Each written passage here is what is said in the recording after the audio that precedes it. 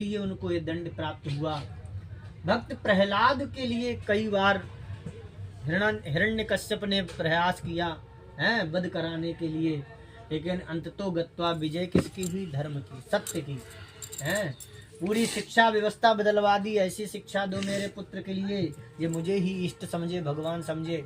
पर भगवान भक्त प्रहलाद ने आते ही प्रणाम किया और भगवान श्री हरि नारायण की प्रशंसा प्रारंभ कर दी है। तो ऐसी पौराणिक कई कथाएं हैं जिनमें भगवान ने अपने भक्तों की हमेशा लज्जा रखी है। आज राजा को एहसास हुआ, वहां जाकर वन में जाकर उन ग्वाल वालों से किए हुए अपने उस अपराध की क्षमा मांगी और वहीं पर ग्वाल वालों के साथ मिलकर भगवान श्री सत्यनारायण का उत्तम व्रतवा पूजन किया। सने समय उनके समूल पाप जो थे वो दूर हो गए और भगवान की अनन्य भक्ति प्राप्त हो गई। धन धान्य की सबसे पुनः पुनरावृत्ति हुई, सब कुछ पुनः प्राप्त हो गया और जीवन पर्यंत सुख भोग कर अंत में भगवान के श्रीधाम गोलोक को चला गया। श्री सूत जी महाराज कहते हैं, जो व्यक्ति इस परम दुर्लभ श्री सत्यनारायण भगवान के व्रत को करता है, पुण्यमयी तथा अमृतमयी कथा का रसपान करता है, उसे भगवान श्री सत्यनारायण की कृपा से धन धान्य आदि की प्राप्ति होती है। बंधन में पड़ा हुआ व्यक्ति बंधन से मुक्त हो जाता है, डरा हुआ व्यक्ति भय से मुक्त हो जाता है, संतानहीन को संतान प्राप्त होती है और सभी मनोरथ पूर्ण होकर अंत में भगवान के धाम को जाता है।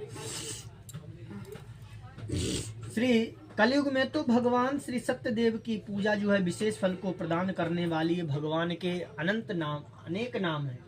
हरि अनंत हरि कथा अनंता, कहाँ सुनई बहु विधि सब संता।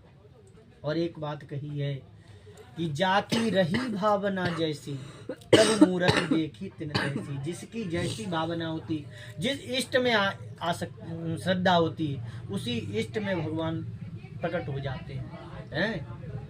अत्र तत्र सर्वत्र, ईश्वर कहाँ नहीं है, सब जगह है।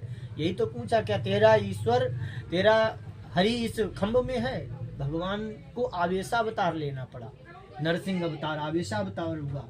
तो भगवान सब जगह हैं और भक्तों का मनोरथ सिद्ध करने वाले हैं। भगवान को कोई विष्णु कहता है, कोई सत्यनारायण कहता है, कोई सत्यदेव कहता है, कोई हरि कहता है, कोई जनार्दन कहता है, कोई वासुदेव कहता है, कोई कृष्ण कहता है। अनेकों नाम हैं भगवान के। जो नाम हितकर, जो नाम सबसे अच्छा लगे वही, कोई भी एक नाम।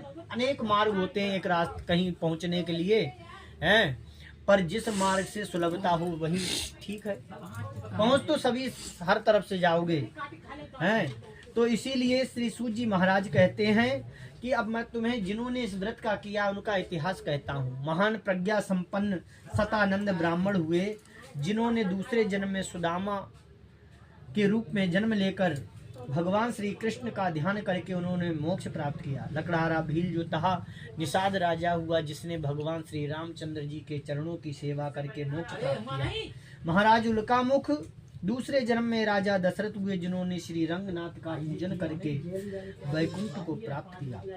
इसी प्रकार धार्मिक और सत्यव्रती साधु पिछले जन्म के सत्यव्रत के प्रभाव से दूसरे जन्म में मोरध्वज नाम का राजा हुआ। उसने आरे से चीरकर अपनी पुत्र की आदि